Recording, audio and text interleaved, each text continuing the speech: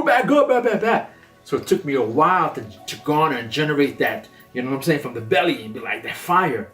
But I wasn't comfortable with it. And again, it's okay to feel that way. Like if you're not comfortable with giving like directions, because if you're not always on it, it's not gonna come naturally to you. You know what I'm saying to you?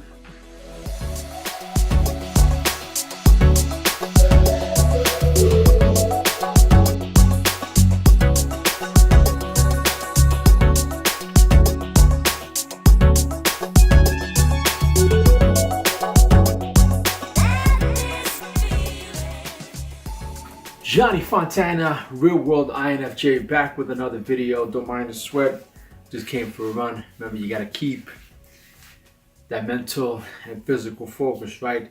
You know, if you take people, and I've told you this, and you expose them voluntarily to things that they are avoiding and are afraid of, you know, that they know they need to overcome in order to meet their goals, their self-defined goals. If you can teach people to stand up in the face of the things they're afraid of, they get stronger. And you don't know what the upper limits to that are, because you might ask yourself, like, if for 10 years, if you didn't avoid doing what you knew you needed to do, by your own definitions, right, within the value structure that you've created to the degree that you've done that, what would you be like? Today what I want to talk about is leadership traits, exposure, articulating direction, assertiveness, okay, and where all that comes from, and provide me some world experiences. All right, some of you may not know, I moved to Vegas, right? I was in DC. Before that, I was in Miami for 9 years. Before that, I traveled the world 7 years, okay? Work related, different stuff, right? So again, connecting the dots, basically because of my travels, I've been able to put myself in these positions, okay? Unlike certain people who don't have the type of experiences and exposures that I've had, okay? So while I'm here, I know that in order for me to thrive, in order for me to now pick up on certain things and be able to blow past certain things, I need to expose myself, right? So I got involved as a side gig in an event management company where I'm able to sort of be around different people. Now, okay, I'm going to tell you, reveal certain stuff, okay, that you as an INFJ, okay, or others, okay, like I said, I don't speak for everyone, but if you do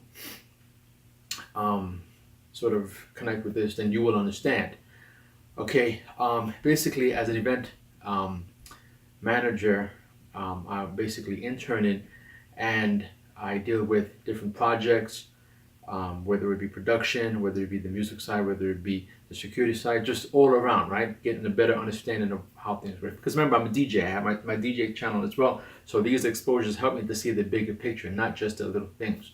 So while I've been exposed to this, especially in Vegas, because I'm realizing, because I'm like, I don't understand what Vegas is, and it's killing me because I want to know. Because everywhere you go, you know the actual energy, the mission, right? But I know that Vegas, the mission is texturized around experiences, right, and service, right? But at the same time, it's like I'm still trying to figure things out. So that's why little by little I'm getting involved, and I'm starting to see the bigger picture, right? So I'm starting to see, it's funny how you have a lot of people who actually work like contract or on recall for certain movements. So for example, I worked at T-Mobile Arena, right, for the hockey games, I worked the UFC championship this past Saturday, and so now you see all the people are involved in different projects, right? You have the people who break the floor down. You have people who break down the actual the ring, right? The UFC ring, the cage, whatever you call it. You have people who come in briefly just to do one job and out, and you have all these different. You have the security, then you have the ushers, and you have like everyone, like you have the event managers, and you have the promotion groups for each, different element. So it's really weird. So I'm starting to pick up on these things. But now for me, so for example, let's say I work, like the agent side. So I'm there, I'm providing, ensuring that the talent, when they come in, they're good to go, making sure that everything is afforded for them in terms of their food, their drink, just basically being hospitable, right? And but then there's the other side of now the security, right? Being a little bit more forceful, assertive, right? Giving directions. And okay, like I said before, my previous experiences as a cop and so forth, I've been able to overcome that. However, it doesn't mean that if I don't use it, that I'm automatically going to be able to gain that, right? Because it's tough being able to give directions, be assertive, be able to sort of like dominate other large personalities, right? And so I find myself again, because I've had the experience and know-how and understanding of how to suppress it, right? So the same feelings you get when you're met with like STPs or like ESTPs or the very like, hey guys, let's go, like all those types of people, I know how to deal with them because I understand the inner, so I know how to bring them down and match their level so that they don't mess with me. You see what I'm saying to you? But it's like that with anyone, because you have bigger personalities. They will try their best, even if they're met with other personality types. It's just natural. They will try to. That's why you have a lot of clashing, because people sort of becomes like whoever backs down, right, and whoever is more sharp, who's quicker, who has more, right. So you have leaders who say, no, you're gonna do that, even though this person may be dominant as well in his own field, but you may have the supervisor, head supervisor, and they may go at it as well. That's why you have a lot of people bumping head, but then at one point someone has to just bow out, right? So, and in these cases, you have a situation by which you now have to sort of place yourself in these situations where you have to be sort of like mentally charged and resilient enough to be able to blow past and overcome certain these circumstances. So I give you an example. So I was working an event yesterday for the Hard Rock, and so now I'm in the front because the clients are saying, okay, we don't want anyone rushing into the Hard Rock around midnight. So I went out to the person who needed a break. So basically, I went out. There was a person who was posting out front. He needed a break, and I said, okay, what are you doing? So I need to know. And he was like, hey, just check, wristbands, check this, whatever, boom, boom, make sure no one's coming in. And okay, but I'm like, but there's someone in the back who's actually doing that as well, so that they can either use the bar, or they can actually use the restaurant, but they can't go to the top floor if they don't have a wristband, and they can't just use the bathroom.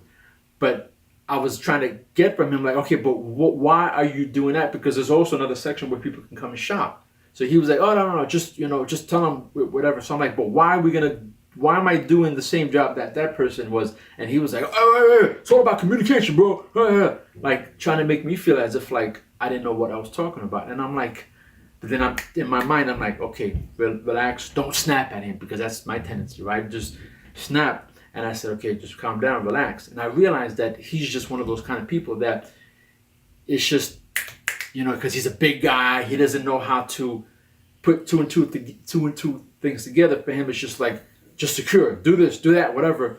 And I'm like, but why am I going to double up on what that person's doing, especially when it's a client, customer-based environment where you don't want to be sort of harassing people. Hey, do you have this? Do you have that? I mean, I know there's a certain point in time, but if they're going to come into shop, and then there's another person who's actually providing security for the entrance to go up, they can do that. I don't want to be harassing everyone that comes in, because now if I'm asking anyone that comes in, and you have all these people, especially they're posting up for the fireworks display, it's just taking my mind off of everything, and I'm just worrying about these people, and I'm alone. You see what I'm saying to you? So again, like for me, like I was dwelling on it internally. No one saw it, but internally I was dwelling on it. I was like, why is he challenging my communication skills? We have a tendency of doing that, but quickly I had to move on from that. So again, it's going to be a short video, but it just comes from sort of having to put yourself in these positions, right? And the only way that you're going to be able to overcome and sort of analyze and assess these, on the fly, and sort of get them out of your head is the more exposure. And I kept on telling myself, man, like the only way that, because it's tough. Like if you're not good at crowd control, like telling people, hey, move back, get out, because as a cop, I would be able to do that because I had a gun. It's like, it's different. They look at you differently. But if you're someone who's just working for an event management group, they don't look at you the same way. So they give you a little bit more lip, and then you have to deal with people now. You know what I'm saying to you? Now there's more risk involved, safety involved, because people are and they're drinking. So you don't have any, you don't have any backup. You don't have anything. So it's, again, as a police officer, you don't enter these situations unless you have backup. You know what I'm saying? So you don't commit to these situations because it's a safety issue. So for me, I'm like, okay, you have to be vocal, you have to be, but at the same time, it's like, I understand cause and effect, and a lot of police officers that have in the past, they don't understand that. They'll just snap, snap, snap, snap, and then people will get all like charged up, and then next thing you know, the officer's hemmed up, and then now that he has to get his gun because now he didn't realize that because he's being such an asshole that people are responding that way. Now he has to up that level of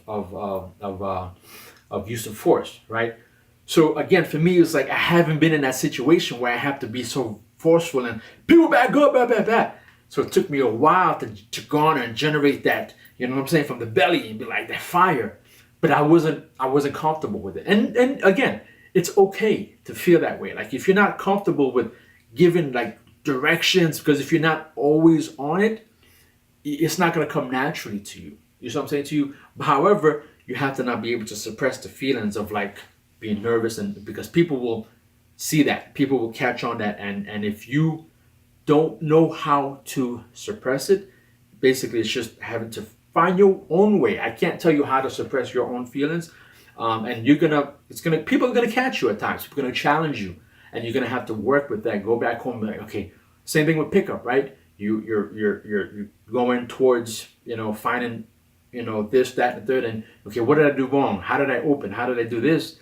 And you realize, okay, I messed up. The person wasn't responsive to that. Then you go back and okay, let me do it again. So it's just constantly being exposed to this kind of stuff. You know what I'm saying to you?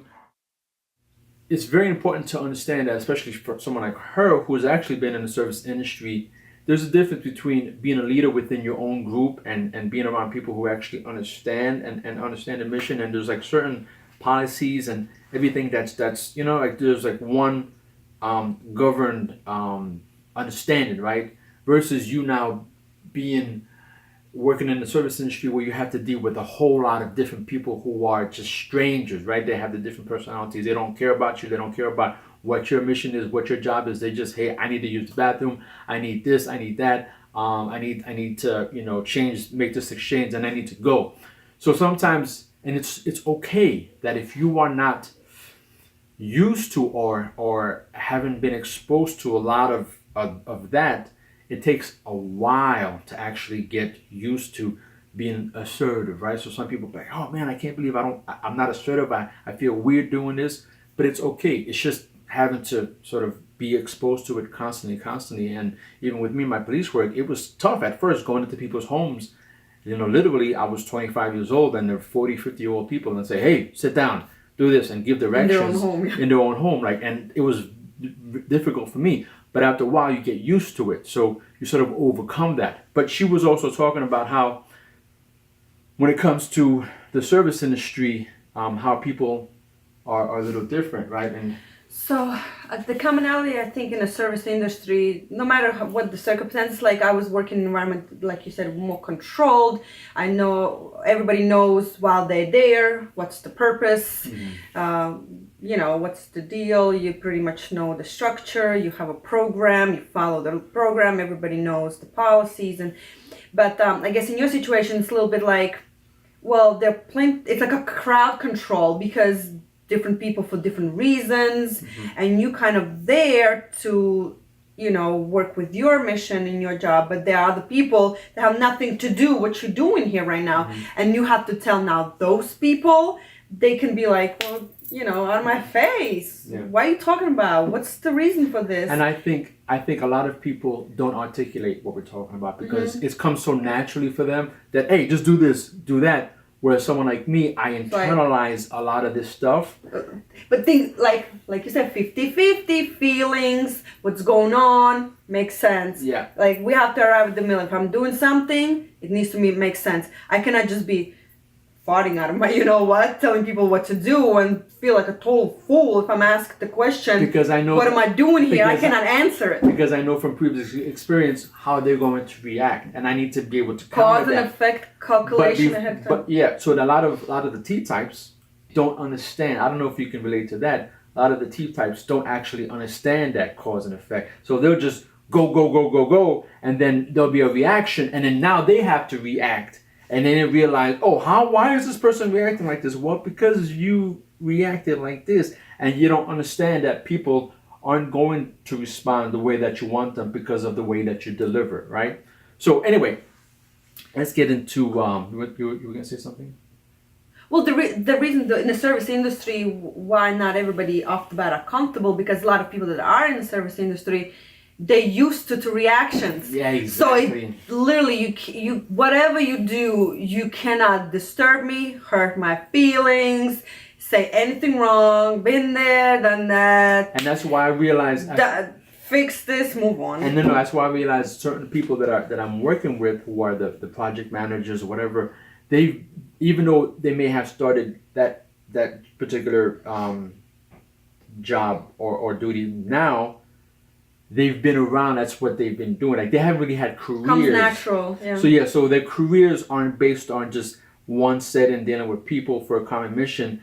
Their setting is like always like, you know, random service jobs, working here, working there. So they're always dealing with people. So for them, it's natural. So sometimes you may see, oh, why is this person able to be so forceful and that and blah, blah, blah, blah. And like, why aren't you doing that? Okay, because we think about that. Okay, but again, be able to suppress that, not let people know that you're thinking that as an INFJ. But it's just natural because they've, you know, a lot of people who are just hustlers by nature, that they don't have careers, they don't like work on their own. They're just always exposed to that.